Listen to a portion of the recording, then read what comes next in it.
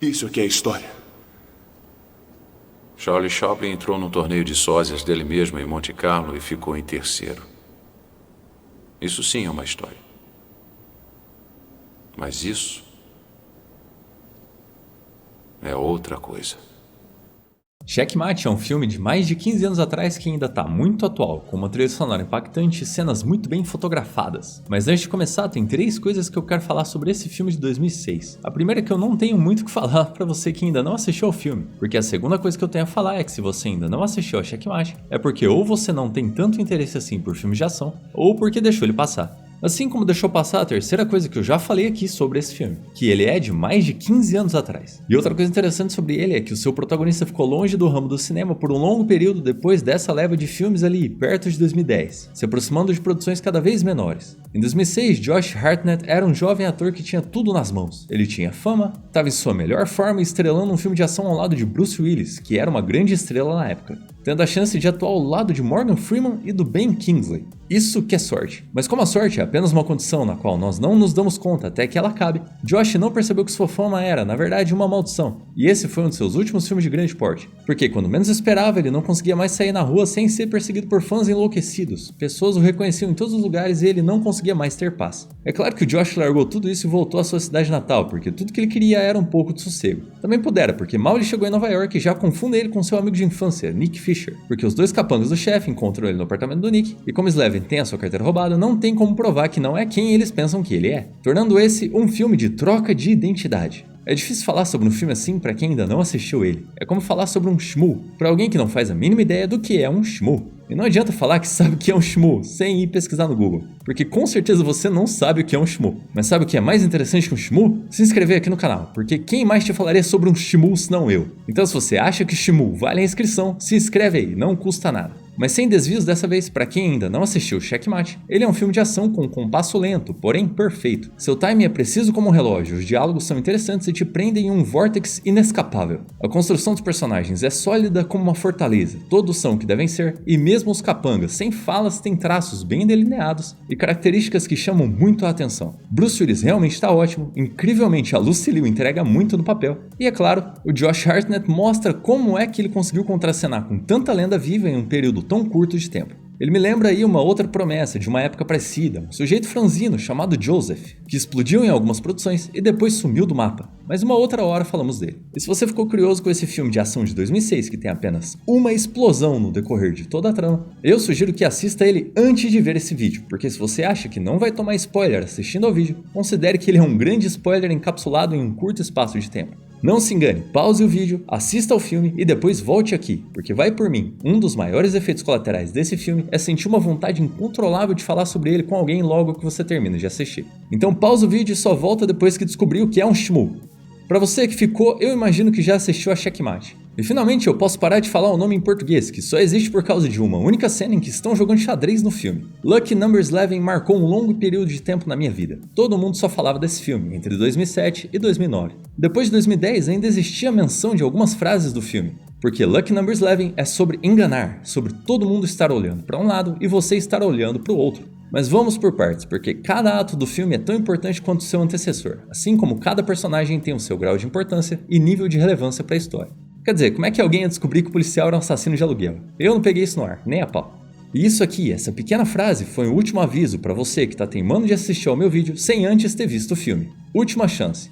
Lucky Number 11 tem uma história incrível, certo? Um roteiro muito bem amarrado, que vai e volta no tempo com uma maestria única, quebrando os estilhaços de informação conforme abre novas áreas de conhecimento do espectador, tornando o que já passou na história relevante apenas nos momentos oportunos. Cada momento do filme é usado para um propósito, cada fala é colocada com um intuito, e esse intuito não fica claro, nem um pouco. Na verdade, o intuito é a falta de clareza, mas eu explico.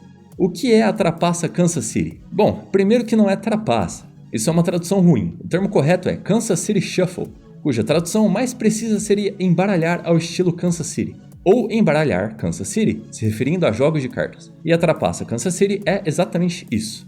Eles embaralham tudo na medida em que fazem você olhar para um lado enquanto olham para o outro. No começo do filme, quando o Good Cat está contando a história para aquele cara no terminal, o que ele está fazendo ali é o início da premissa do filme, que se seguiria às vistas de todo mundo sem esconder o jogo, porque o que o Sr. Good Cat faz com aquele desconhecido é mostrar uma mão enquanto usa a outra para fazer o truque. Mas isso também se aplica ao espectador. O que ele já começa a fazer desde o início é embaralhar as informações pra gente não saber o que realmente está acontecendo, ao mesmo tempo em que as coisas importantes estão acontecendo, a gente sabendo ou não. Ele entrega aquela informação sobre a história do cavalo dopado que ia vencer a corrida e que termina com um pobre coitado, sem sorte, tendo sido morto, ele e toda a sua família, porque naquele começo de filme essa informação era totalmente irrelevante pro público, então ela podia ser entregue. Good Cat mata esse cara e leva ele de caminhão pra algum lugar que a gente ainda não sabe onde é, porque por algum motivo a trapaça Kansas City sempre precisa de um corpo, mas isso, apesar de ser importante, não significa nada combinado com as informações que nós temos. Esse é o início da trapaça, o embaralhamento de informações. Logo que a Lindsay aparece no apartamento do Nick e encontra alguém lá que não é o Nick, temos esse longo diálogo muito bem encaixado sobre onde está o Nick e o que será que aconteceu com ele. Porque isso é importante, mesmo não sendo nesse momento. A história, tirando todos os diálogos complexos e cheios de conteúdo vasto sobre coisas que não dizem respeito ao filme, é bastante curta. O chefe contrata o Slevin para matar o filho do Rabino para quitar uma dívida do Nick e o Rabino decide cobrar uma dívida do Slevin porque o Nick devia ao Rabino. O tempo passa e o que realmente importa fica perdido no ar. Quem é esse cara e por que ele simplesmente não vai embora de Nova York e chama a polícia? Sabe, existe uma coisa interessante na Cosa Nostra. Os integrantes da Cosa Nostra não extorquem quem eles acham que não vai aguentar a extorsão. Eles evitam extorquir pessoas que podem ir à polícia porque eles preferem tomar cuidado com esse tipo de coisa. Sabendo que o Rabino sabe que o Slevin não é o Nick, porque mesmo assim ele decide continuar com aquilo e cobrar os 33 mil que o Nick devia a ele. Isso é explicado logo em seguida, e essa explicação se repete ao longo do filme. Quando a Lindsay está descobrindo que o Good Cat ligou do hotel para o apartamento do Nick, provavelmente para se certificar de que o Slevin já estava dentro do apartamento antes de fazer com que os capangas do chefe buscassem ele no apartamento do Nick, o Slevin tenta desacreditar ela, mas ela fala tão depressa que ele não consegue. Não apenas isso, antes do telefone tocar, ele faz uma cara engraçada e corre para atender o telefone antes dela. Isso é uma informação importante, mas só se você já sabe o final da história. E sabe o que é irrelevante, mas o filme te entrega mesmo assim? A cena da toalha. Porque a trapaça Kansas City já tá acontecendo e você nem percebeu. Porque o alvo da trapaça é você, espectador. Slevin é levado até o chefe que cobra ele de uma dívida do Nick e diz que perdoa a dívida se ele matar a fruta. Quem é a fruta? O filho do Rabino. E por que chamam ele de Rabino? Exatamente. Porque o filme quer que você preste atenção em tudo que não importa e deixe as coisas importantes passarem despercebidas. Depois disso, ele é pego pelos israelenses e é claro que é só cobrança de uma dívida. Mas nesse diálogo temos 1 milhão de histórias sobre o que é ser um rabino, sobre ser um homem mau e saber disso, e sobre viver dos dois lados da cerca onde a grama é sempre verde. De que isso serve ao espectador? Nada. Assim como a história do Shmuel, é tudo uma grande seta apontando para uma direção, enquanto a verdadeira história acontece no lado oposto. Depois que o Slevin sai tanto da sala do chefe quanto da sala do Rabino, o Good Cat aparece e explica por que ele quer o garoto Slevin, que todos pensam ser o Nick. Nos dois momentos ele dá duas explicações diferentes, que fazem sentido juntas. E isso é importante, porque você imagina que ele está usando os dois gangsters que se odeiam para atingir o garoto, com quem ele tem negócios pendentes. Espera, o quê? O assassino tá usando dois chefões do crime para atingir um pobre coitado que estava na hora errada e no lugar errado? Se você pensar um pouco sobre isso, percebe que tem alguma coisa que não bate. Mas o filme não te deixa tempo para pensar, porque é tanta resposta para coisa que ninguém perguntou, que as verdadeiras perguntas nem são feitas. O policial é o único que faz as perguntas certas, e ele é certeiro. Ele pergunta ao Slevin: quem é você? Quem é você que entra e sai do prédio de dois chefes do crime rivais como se não fosse nada? Quem? Mas é claro que o filme só responde o que ninguém quer saber. Você sabe que é um Shmuel? E no fim, logo depois que o Good Cat aparece, momentos após o Slevin derrubar a fruta, se é que vocês me entendem, temos a primeira grande revelação do filme, a de que o plano que o Good Cat falou que tinha pro chefe, na verdade, envolvia o Nick original, e não o Slevin.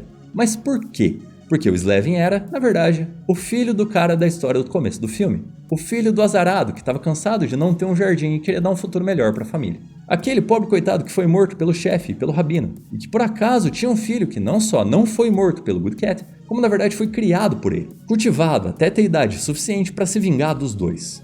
E o que nós vimos desde o começo do filme até a sua cena final foi a vingança se desdobrando enquanto éramos enganados pela história do Shmuel, do homem de dois pênis, do israelense que não fala, dos dois homens na sala e da câmera do celular da Lindsay que ela nunca usava porque a qualidade era péssima. Muita gente diz que adora o plot twist desse filme, mas eu não considero ele um plot twist. Eu considero apenas uma história extremamente bem contada. O único momento de plot twist real é a hora em que o policial descobre que o nome de Slevin é o nome do cavalo dopado da época em que ele era assassino contratado, antes ou durante sua carreira de policial, e que agora o Slevin tinha voltado para se vingar dele também. Pra mim, aquele momento no carro é o único plot twist de todo o filme. O resto é apenas uma história onde a relevância das informações foi considerada de acordo com os momentos em que seriam apresentadas no decorrer do filme, movendo a informação relevante para um momento de baixa relevância e vice-versa. O que realmente importa passa batido, enquanto o que não tem importância nenhuma acaba sendo o foco da atenção do espectador. E isso é exatamente o que acontece no filme. Todas as informações estão lá, embaralhadas, no meio de 1 milhão de histórias que todos os personagens contam o tempo todo. E por estar sendo levado ao engano, prestando atenção no que não importa, você não percebe o que realmente importa e é levado pela trapaça. É embaralhado e enganado junto com os personagens do filme pela trapaça de Kansas City. E a melhor parte disso tudo, o motivo pelo qual Lucky No. 11 é um filme de ação único e aclamado por todo mundo que já assistiu, é que ele tem um cenário preparado para cada tipo de espectador. Para o espectador que quer descobrir todos os mistérios por trás do filme desde o comecinho, temos a Lindsay.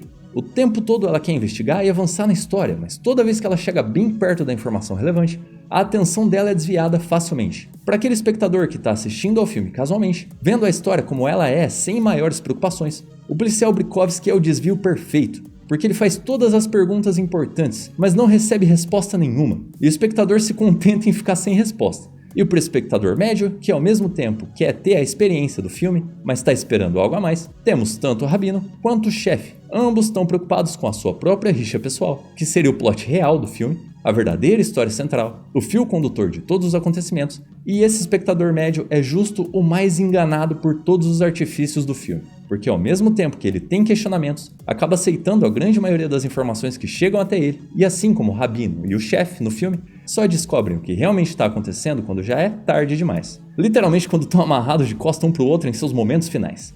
Lucky No. 11, o Checkmate, é um filme sem igual. Uma história de ação inacreditável, com um roteiro tão bem escrito e desenvolvido que não tem como você ficar sem assistir ele. A direção é muito inovadora, a fotografia é muito bonita, os personagens são muito marcantes e o roteiro é a cereja do bolo. Realmente entra na lista de filmes para se ver antes de morrer. Checkmate está disponível na Globoplay se você quiser reassisti-lo, porque o efeito replay desse filme é altíssimo, podendo ser assistido várias e várias vezes, porque sempre vai ter aquele detalhezinho novo que passou despercebido ou uma coisinha a mais que não foi captada mesmo depois de 10 vezes que você já viu a mesma cena. Eu espero que você tenha gostado, muito obrigado por assistir até aqui e até o próximo vídeo.